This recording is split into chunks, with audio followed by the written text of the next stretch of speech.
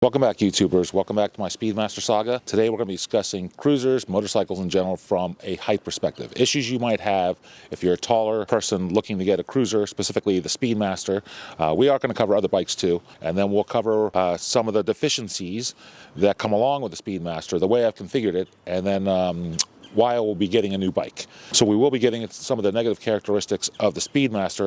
You know what, I wouldn't call them negative characteristics. I wouldn't even call them necessarily deficiencies. But for someone my size, the way I want to ride, for my purposes, it will not do everything I want a motorcycle to do. And because of that, I'm going to also go over the requirements that I have for a new bike, how I go about looking for a new bike based on my size. Because again, I don't want to spend a whole lot of time going from dealership to dealership to dealership, knowing full well, and I'll explain why. I know a lot of these bikes are not going to fit. So I can rule out a whole class of bikes, types of bikes, position based on seat, but we'll get into that as well. So if you're a tall rider, even if you're not interested necessarily in the Speedmaster, you might find this video somewhat informative, especially if you're new to bikes. If you're a tall rider who's been riding for 20, 30, 40 years, I'm sure you figured out at least 80% of what I'm going to tell you. Let's get into it.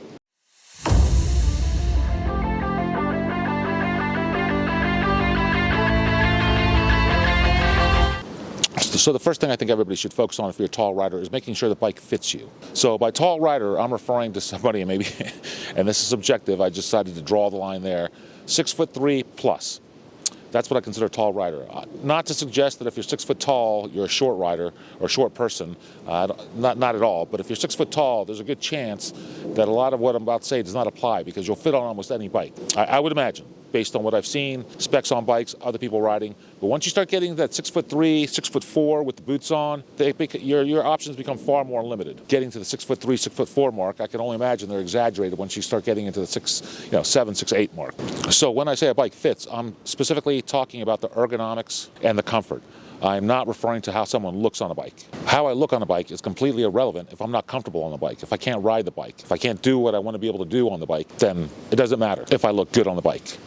But that's just me. I mean, there are people out there, if you're willing to suffer the pain of being a big guy on a tiny bike, more power to you. That's not me. And I think, especially if you're starting out and you're new to riding and you're a tall person, you're going to want something that's pleasurable. You're not going to be miserable every single time you go out there. And my advice to you is if you're a taller guy and you're looking for a bike, for God's sake, base your bike on functionality and comfort. Make sure it fits, and then make sure it does what you want it to do. Don't get it because you think it looks cool, because your buddies think you look cool. And again, this is just from my personal sampling, but I think I've noticed a pattern over the last 40 years of riding. Anytime I get on a bike and someone says that I'm too big for that bike, I find the people that make those comments tend to be shorter. Not even 6 foot shorter. We're talking like 5'8", 5'6", 5'5". They're the ones making the comments. Oompa, loompa, doompa dee dee. If you are wise, you'll listen to me.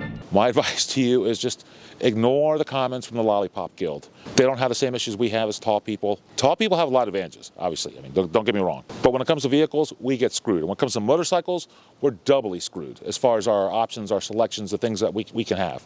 Let's start talking about the Speedmaster specifically as a tall person. There are definitely limitations and issues you might encounter if you're a tall person. Again, just to reiterate, I'm 6'3"-ish, closer to 6'4" with my boots on. Normally weigh 230 pounds, although, these last holidays, Thanksgiving, Christmas, New Year's, tons of food, tons of alcohol. I'm closer to the 240 mark now. I kind of flex over the winter, and then come spring, start playing football, burn off some calories, lose some weight. So, I normally average 230 right now, about 240. It's good, and the reason that's going to matter is because we're going to talk about suspension, which might not be directly height related, but the reality is if you're 6'3", 4, 5, then you probably are also disproportionately off the average weight that this bike is built for from a suspension perspective. We're going to talk about that briefly as well. As I've mentioned in my previous videos, I am pretty comfortable on this bike. I am going to sit on it. Everybody wants to see what it looks like when I sit on it. Another thing too, another advantage of being a tall person is you never have to worry about flat footing a bike. I've never sat on a bike where my feet couldn't reach the ground. So when I have my legs up, they're pretty comfortable. They're relaxed. The angle is relaxed. It really is comfortable. And again, I know I probably happen to be at that sweet spot with my arm length because with the wingspan that I have, I can actually just sit back and almost keep my back vertically straight. So if you're taller than I am, if you're 6'7", and you have much longer arms, you might feel like your elbow's a little bit bent, but that's easy to fix. You can actually just get straight bars. You can get the bobber bars. If you want to, you can get risers. You can have them up here. So I'd say when it comes to upper body and adjustments for tall people, that's probably the easiest thing to adjust, because all you got to do is switch out the bars and eliminate a lot of that. I actually like these bars. We'll go over issues with these bars, but right now I'm kind of comfortable with these bars. In addition to, I think I mentioned in my first video, when I started looking for reviews on the Speedmaster, I came across a lot of Brits. There's this one guy, I think it's called Darcy and the Old Man, and it's the old man.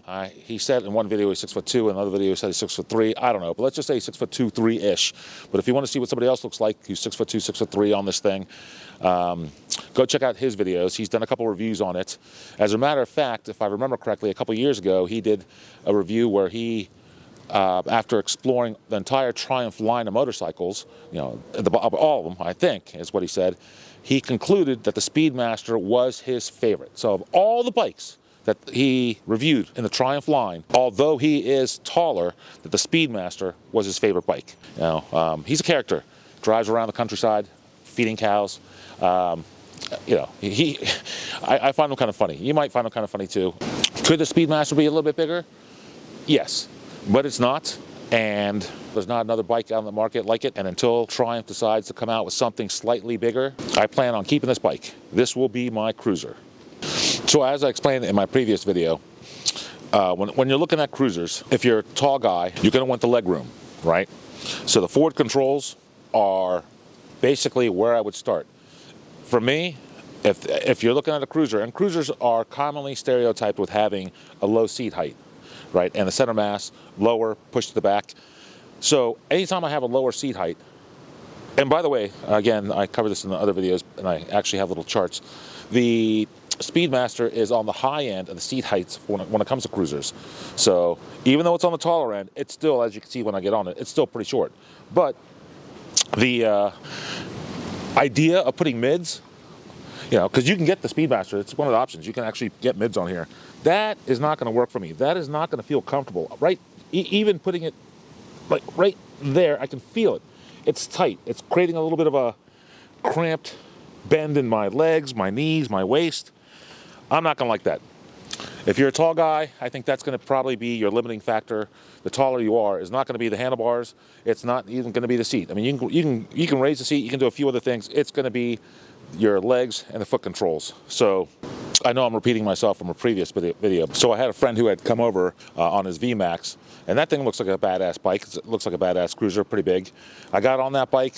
I might have looked good on that bike, but I did not feel good on that bike. It was uncomfortable. I would never get that bike. If I got that bike, I'd ride, and don't get me wrong, I mean, if I had to, I'd ride that bike in an emergency. I can ride the bike. It's just not comfortable. It's not something I'd like, yeah, I feel like going out and riding today. Not if I had a VMAX. So I'm going to go over the top 3 things that I think are the biggest issues if you're a tall guy on the Speedmaster. The first one I went over more in depth in a previous video, and that is the wind drag. Now, the wind drag that you experience as a taller person on the Speedmaster is more brutal than the wind drag you'd experience as a tall person on a different cruiser, because it has to do with the surface area that's exposed to the wind that's hitting you. When you are on the Speedmaster, because the tank is so low and the seat is so high, you are almost immediately getting hit by the wind with everything that's above waist level here. You're getting blasted. On all the other cruisers, if you notice, the seat's a little bit lower, tank's a little bit higher, they have little fairings, so you're only getting hit upper part of your chest, up. Some of them, if they have any kind of windshield, any kind of fairing up front, especially if the baggers, you're not getting hit at all. Well, the wind blast from this bike when you're going over 60 miles an hour, you start to feel it. It is no longer comfortable, relaxing. It's manageable. You get to about 75, 80, and it feels like you're hanging on for dear life when you start going up to 90 or 100. Anywhere above 75-ish, it's tolerable for short distances. It's not hard to do. But if you're driving for more than 15, 20 minutes at speeds of 80 plus miles an hour, it becomes uncomfortable. And don't forget, because you're holding on from the front there, almost like a pivot point, it's pushing you into the seat. It's actually compressing your spine. So it becomes uncomfortable, not just from a hanging on for dear life, but also on your spine. So keep that in mind. Now, that issue with being tall on the Speedmaster with the wind drag goes away if you have a windscreen on here. If you put a windscreen on here and you want to put touring bags on here, you can make this a touring bike. So it can be done. I don't want to do that. I don't want to put a windscreen on there. I think it'll ruin the Zen effect that I'm looking for out of the Speedmaster. I want it minimalistic. I don't want to put bags on there. So the bike is capable of being augmented to be a touring bike. And there's been a lot of positive reviews about it, but I'm not going to do that. I don't want to do that. That's not what I want the bike for. I want the bike for cruising around. It has now turned into kind of my fair weather bike. I'm sure you've seen people who have little sport convertibles that they only take out when, on a nice sunny day, on nice roads. That is my Speedmaster. It's basically a bike that I use with a 45-mile radius around the house. I don't use it for long distance. I use it on nice days. It is relaxing, and I love it. I absolutely love this bike. So the other issue you might have if you're a tall person, and if you're a tall person and your weight is proportional to your height, is the suspension. In trying to take a deep dive, I have concluded, I think, I can't find specs on it, but it looks like it's rated for someone around 170 pounds. And you can tell when you ride this thing. It does not do well over potholes, bumps. You will bottom this thing out pretty easily. It comes set from the factory with a preload of 0. Feels very, very comfortable until you hit that first bump. You're like, okay. So you can adjust the preload. I will probably cover that in the second part of my pillion video. When we go into the suspension, I will show you how to actually adjust it. It's pretty easy. It comes with a C-spanner built into the seat. It's not complicated. It's not as friendly as some of the modern bikes out there where now you can do it electronically or you can just turn a knob on the side. But either way, it's functional and it only takes a few minutes to change out. So, but be aware that if you are a bigger guy, the suspension on this bike, if you're taking this thing on rough roads, might not give you the smooth ride that you're looking for. You can adjust the preload all you want, but the reality is if I had to choose my #1 priority upgrade on this, it would be the suspension. What are you guys doing? You're killing me here. Well, I think one of the biggest problems with the Speedmaster for tall people with long legs is going to be the handlebars bumping into your knee or your legs when you're trying to go full lock, making a U-turn or for whatever reason, if you need to go full lock and you want to keep your feet on the pegs. You might have an issue. At least I do. I can't get the handlebars all the way in without them hitting my legs. I will get blocked.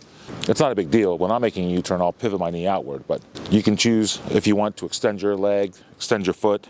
Most of the time when I'm making a U-turn, I don't know about you guys, but when I'm making a U-turn, I'm normally in first gear.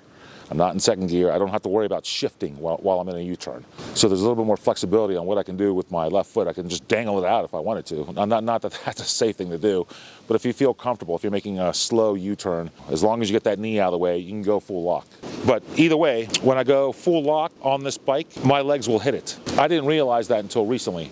And the only reason I did that is because I'm making these YouTube videos for you guys. I actually, for the first time in my life, went to a parking lot, grabbed the little cones, set them up to see what the turning radius would be on this thing. I did not know that was going to happen when I bought the bike. I didn't even realize it for months because, to be honest, it's not something I test. I guess I've made a handful of U-turns, several U-turns since I've gotten the bike. But prior to this little test, at no point did I have to make a full lock U-turn. The streets around here don't require it, I guess. When you got the median, it's easy enough. I didn't realize until I was watching all these YouTube videos how critical it is that you're able to make a U-turn sharply. Now, in full disclosure, I have not been to the MSF course. I got my license back in the day where you had to make U-turns, you had to be able to do all this stuff, but you had a driving test. You passed the driving test. It didn't matter how you acquired the knowledge or the skills or the proficiency to pass the driving test. You passed the driving test, you got your license. Today in the United States, you got to go through some kind of MSF class, and I guess there's a big deal where they focus on U-turns. Again, did not realize such a critical thing. Didn't realize you get your man card pulled if you can't do a U-turn within 18 feet.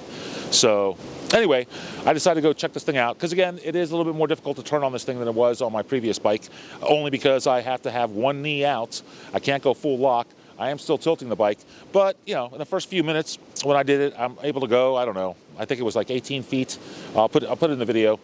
Each one of our parking spaces is 9 feet across. So I think I got down to like 16 feet just screwing around for a few minutes on there. So it is doable. It's not a big deal.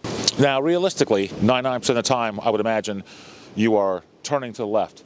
However, if you're turning to the right, it's a little bit more difficult if you're going to use your back brake because, again, now you're trying to get your foot, it's a forward control. So just imagine your legs up here like so. And you go to turn, the handlebar is going to hit your knee. The only way to get it out is to actually tilt your foot, at least, if you're my size. And if that happens, I don't exactly have the best, it's an awkward position to put my ankle back position against my rear brake.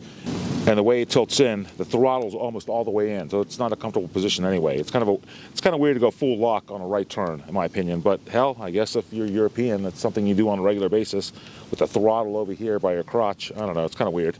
Either way, I don't see myself doing that very often. I guess from that perspective, I'm glad I live in the U.S. So if that is something that's going to bother you, well, again, I don't think it's the end of the world, but that's a simple enough solution. You can get risers on it. You can pop up the handlebars. The other thing you can do to maybe help the situation with the U-turns is, I think there's a couple manufacturers out there. One of them is LS Speed that actually have extenders for the forward controls, where you can actually extend the forward controls like 3 inches out or 4 inches out, which by doing that should drop your knee out of the way so you can actually go full lock on the handlebars. That's one way of doing it if you want to keep the beach bars, which I like. Again, ask yourself how often you have to make a U-turn that's sharper than a 16-foot radius. You know, I don't think it happens very often. And oh, by the way, for my own curiosity, I took the Speedmaster and I duck walked it at full lock in a circle, just walking it, you know, slow speeds. And what I found was that the turning radius on this thing is about 17 feet, which I know is not fantastic, but I think it's typical for a cruiser or a tourer, you know. So I figure if the duck walk turning radius on this thing is 17 feet and I'm doing about 18 feet, I figure with a little bit more practice, maybe I can bring that down to about 15, 16 feet, but I'm close enough. So the other thing that I wanted to test out was the braking. From a center of mass perspective, because we're taller, we raise the center of mass. I kind of want to see how the braking was on this. I am pleased to say that the braking on this thing, I think, is fantastic. Fantastic. It's got the dual disc caliber Brembo brakes. I hear a lot of good stuff about it. For me, that's a real world test. So I went out there again with the cones to see how quickly I could stop on this thing. So it looks like at 20 miles an hour, I was able to stop at about 10 feet. At 25 miles an hour, I think it was 15, 18 feet. But I deemed this test inconclusive because I realized, one, I don't have enough precision and granularity when I'm driving 25 miles an hour, looking down at the cone and then slamming on the brakes to know if I did it, you know, a few feet before, a few feet after. I'm actually going to have to rethink the test altogether. I think we're going to have 2 people out there, someone with a whistle, so it actually includes the reaction time, with maybe a camera on my helmets, so you can actually see when I actually start to move my fingers in to start squeezing on the brake. But it stops pretty fast. When I'm on the sport bike and I go to stop as fast as I can, you end up lifting the back end. I guess the term I hear people using is doing a stoppie. Okay, fine. And the reason that happens is because the center of mass on a sport bike is already higher. You're leaning on top of the sport bike. You're leaning forward, so the center of mass is kind of forward and high. So yeah, you have a tendency to want to pivot over that front tire and it lifts the back end. On this thing, because the center of gravity is so low and you're leaned back, I don't worry about the stoppies. I mean, I basically stop as fast as I can on this thing. That's the first cool thing. The second cool thing is, let me put the beer down for this, is that when you're on this bike, unlike a sport bike, when you're leaning forward on a sport bike like this and you hit the brake, you're basically pushing back on with your arms to make sure that you don't go flying over the bike, right? And you got to worry about this, you know, flipping over, overextending the stoppie into a total flip. On this thing, because your feet are forward, when you brake, you're using your feet to just brace. You're using all your legs to basically push yourself back. You know, yeah, you'll use your arms too. Braking at 1G, you'll feel it. But it is so much easier to brake on this bike and just go full brake on this thing. It's going to be tough to flip this bike, even if you're, 6'5". So a little bit of a tangent. If you're an old school guy and you're used to being able to lock the back brake, do a little fishtailing, whip out of there, you're not going to be able to do it on the Speedmaster. Sort of. I found out that you can actually pull the fuse and take out the ABS. I think you can do the same thing for traction control. I might play around a little bit this spring. I'm not a stunt driver by any means. I'm not doing those little stoppies where the bike's coming up or anything like that, but I like to be able to fishtail a bike and whip it around and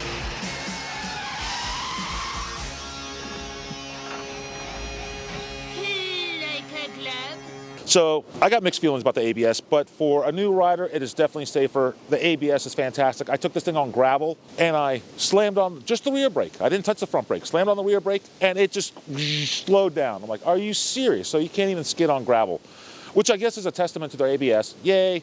But if you actually want to do a little bit of fishtailing, yeah, you're kind of limited on this bike. The days of being able to do that seem to be disappearing. But, it's modern technology, I guess. So I've decided it's time for me to get another bike. I got this bike a few months ago, and over the last few months, I have shared time between my VFR and the Speedmaster, and every time I get on the VFR, for some reason, it seems to be shrinking, getting smaller and smaller and smaller. My knees feel more and more and more cramped. This thing has raised the bar to the point where I can't believe I'm saying this, but I think my sport bike days are over.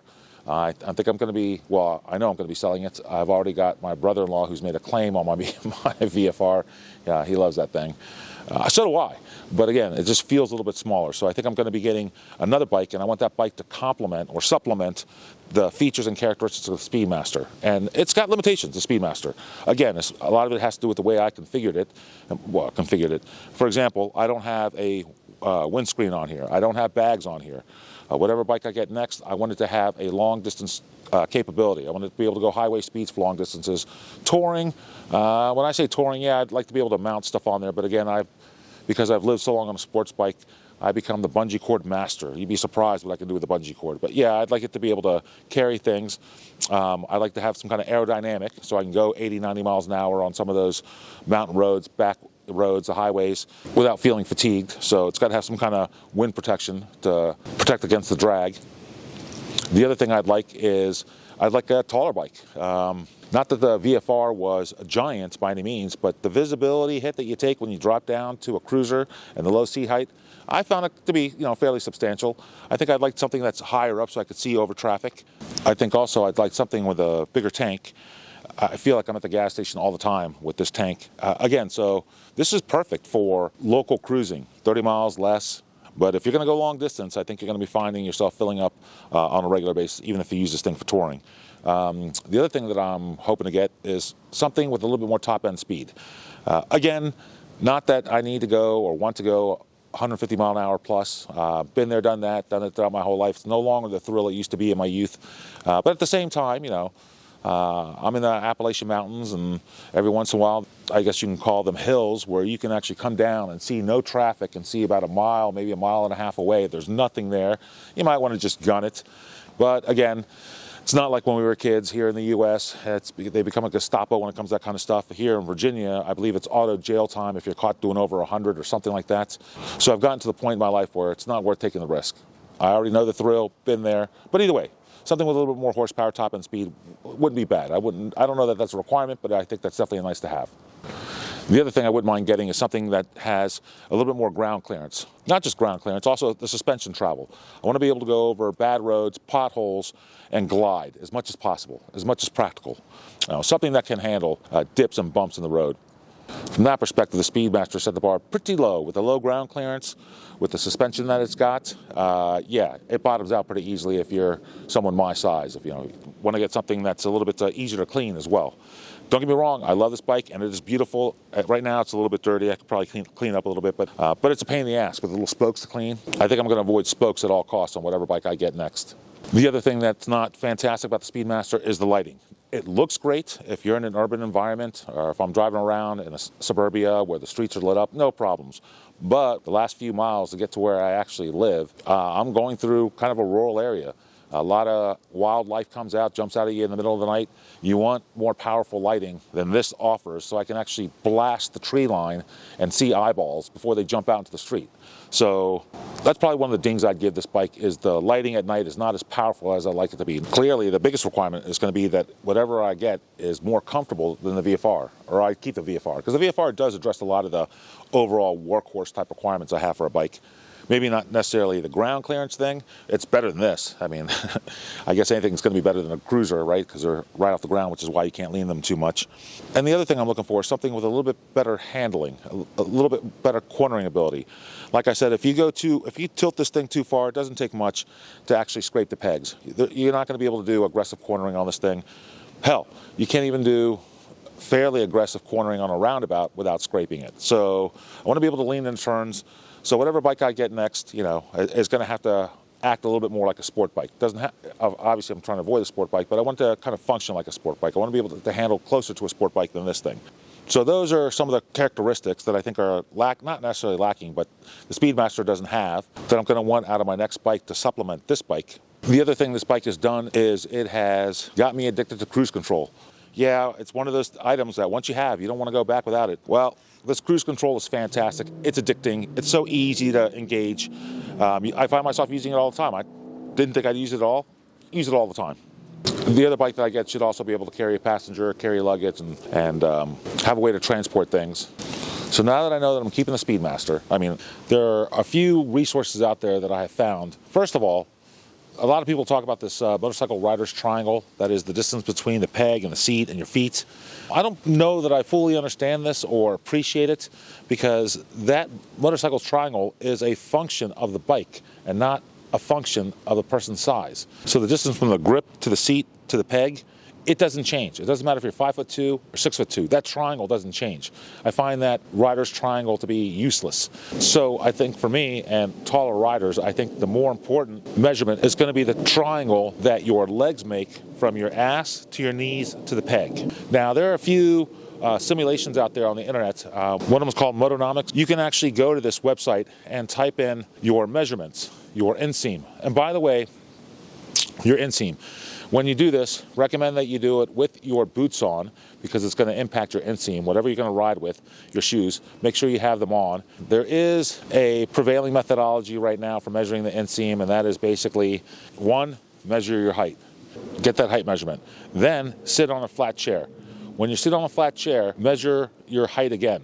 Subtract the distance from the seat to your head, and that'll leave you with your inseam that you can use in these calculations on this Motonomic thing. That'll give you an idea of the knee bend. If you test out one bike and you don't like it, you could probably put that bike into the program, figure out what that knee bend is, and realize what that degree is in your knee bend that is uncomfortable for you. So it's a way to maybe help you eliminate a lot of the bikes right off the bat.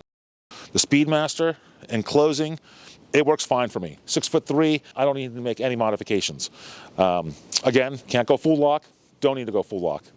I can make adjustments. I'd say up to about 6'5", 6'6", with modifications like the possible raising of the handlebars, which you're going to have to do. If you're 6'6", you're probably going to have to make modifications on whatever bike you get. But raising the handlebars, extending out the foot pegs, raising the seat. But now when you start doing stuff like that, you could drop another $1,000, $2,000 doing something like that, and throw in a suspension, several $100s after that. So tall people, unfortunately, the taller you are, the more modifications are going to be required if you're going to be getting the Speedmaster. So cruisers, actually, you know what? Let me modify that. It's not just cruisers. It's cruisers, tours, baggers, anything with forward controls. You should, possibly look into the Motonomic simulation, see if that fits you. I'm not into driving tanks, but that's something that if you're a tall person and your primary intention behind riding a motorcycle is to tour, then yeah, there's all kinds of bikes. The Gold Wings, the big ones. There should be something in there. And I don't like them, but the BMW, that looks like a pretty big bike. That old Darcy guy that I was telling you about. The old man from the Darcy and the Old Man videos. He rides one of those, and he seems to really, really like it, and it seems to fit him well too. But again, he's 6'2" or 3". If you're 6'5", 7'8", do your own independent research. You might have to extend the pegs forward, but actually, what am I saying? You can't do that on the BMWs, right? Because it's got the Boxer twin, so you're screwed. So if you can't fit on that, I guess I'm not sure that there's many solutions. Maybe you can move the seat back. I don't know, but then you end up tilting further forward, which is something I don't want. Either way, I'm kind of ignoring the tours, but that's something that if you're a tall rider, you might want to look into. Somebody had mentioned looking into the Vulcan, because I guess the Vulcan, if you're a tall rider out there, that might be something you might want to look into. Evidently, it's built in a modular way, so you can actually configure it for taller people. I guess the EcoFit system, or whatever they call it, allows you to modify, the handlebars, the seat, the pegs, the distancing. So that might be something you want to look into. Me personally, have you seen this bike? I'll flash a picture of it. Yikes. That is one ugly bike. That Lima Bean Green Machine is not going to cut it for me, for multiple reasons, not just because it just looks horrific. I think Kawasaki's a great company. Actually, let me be more specific. I think Kawasaki makes great bikes. But this thing, oh my God, this is not me. This, no. But, hey, it's subjective. Somebody else might like it. I like liver, most people don't. So if you like lime green, go for it. I mean, that might be a solution to your problem if you're looking for a cruiser. They make great bikes. So when you're looking at the sports bikes, just remember they were geared and built most likely for smaller people. I get it. I don't even blame the manufacturers. If you look at the percentage of people that are over 6'3", 6'4", 6'5", it is, I think, somewhere in the 1%, less, you start getting in 6'5", 6'7", you're in the less than 1%. So they're trying to cater to 95%, 98% of the biking community out there. And let's face it, from a performance perspective, a physics perspective, the shorter people, shorter bikes, they're the ones who are going to be winning race competitions. I don't follow the whole racing world, but I've never heard of a 6'3", 6'4" person dominating that series. It's kind of like horses and jockeys, right? I mean, you're not going to, is it possible for somebody who's 6'5" to enter a horse race? Yeah, but most likely the professional jockeys, they're going to be tiny. The professional racers, they're going to be tiny. So when you're looking at the sports bikes, just remember they were geared and built most likely for smaller people. Now, these sports bikes come in the super sports, the racing bikes, and they come in the street versions, whether it's a touring bike, it's a street bike. The street bikes obviously are going to be a little bit more comfortable, but even then, the bigger you are, the less comfortable they're going to be. If you're going to go with a sport bike, I would definitely look for the bigger bikes like a Hayabusa, but for the most part, nope. I think they're not going to be able to beat the comfort you're going to find if you're a taller person on these adventure bikes or a cruiser with forward controls. That's basically where I would lean. I would probably right off the bat rule out the super sports. It's doable, and if you absolutely want the feeling of being on a sport bike and want that kind of handling, people do it. I did it. I did it for years. But after riding this, it's not as comfortable as it could be. I think what you'll find in the super sports, gone. All bikes that are mids with lower seat heights, gone. So what you're left with, again, are probably going to be cruisers with forward controls, to extend your knees out, and then these adventure bikes. The adventure bikes seem to actually provide a lot of comfort and functionality for taller riders. So I'm never really big on adventure bikes, but they're starting to grow on me now. As a matter of fact, I think that's where I'm going to end up leaning toward, are these adventure bikes. They seem to meet my criteria in that it's a higher seat height, it's got a windscreen, the suspension travel on those things, because they're built for off-road, should allow me to fly over potholes and keep a nice little smooth ride while going over those potholes. So I'm actually looking right now at the GS, the BMWs. They also have, I think it's called the F900R. Triumph makes their Tiger, their 900 and 1200 versions. There's the Honda Africa Twin. So that kind of line of bikes is what I'm leaning toward right now. I'll let you know what I end up buying, but right now I think that the best class of bikes, these dogs, hate you two. The best class of bikes right now for a tall person, if you just had to look at a general class, it'd probably be the adventure bikes. I think you'll find that the features on those bikes are probably geared the best for taller riders, especially if you have long legs. They have a high seat height, they're just bigger in general. A lot of these adventure bikes are meant for the street, and they are perfect for taller riders. So I've only test driven a couple of these things, but I can tell you right now, that is probably where I'm going to end up going for my next bike. To complement this, I will have two. I will have this, and then I will have most likely an adventure bike. So again, I will reiterate, try to ignore the comments from smaller people. They just don't get it. Even when it comes to cars, if you're taller, I don't really consider myself to be tall compared to the people who are 6'5", 6'8". Those people have real issues. But I do have similar issues on motorcycles that don't fit, or cars. Sports cars, those little sports jobbies, I get it. They're fast as hell. Ferraris, Maseratis, all those little ones. I get into one of those little sports cars. I'm cramped. I can barely move. The seat doesn't go back far enough. My knees are a biscuit away from hitting the steering wheel. So yeah, it might be cool. Not cool for taller people, and taller people know this. Again, I would ignore the peanut gallery, ignore the lollipop guild, ignore the namesayers, the Napoleons.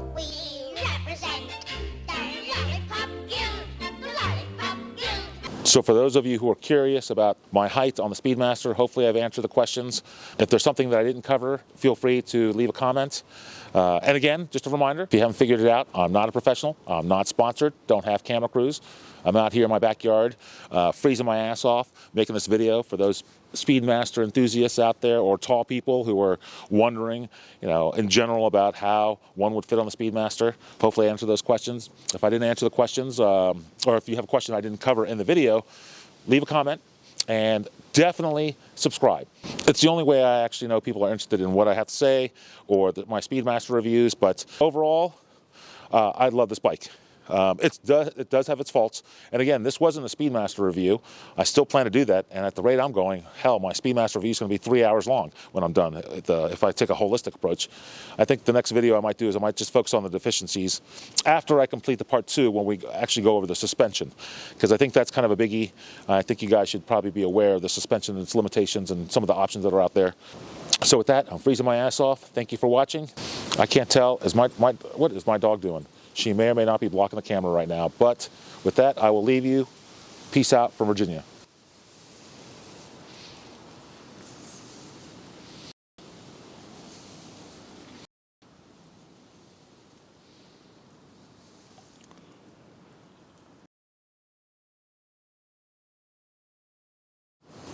You still here? Go home.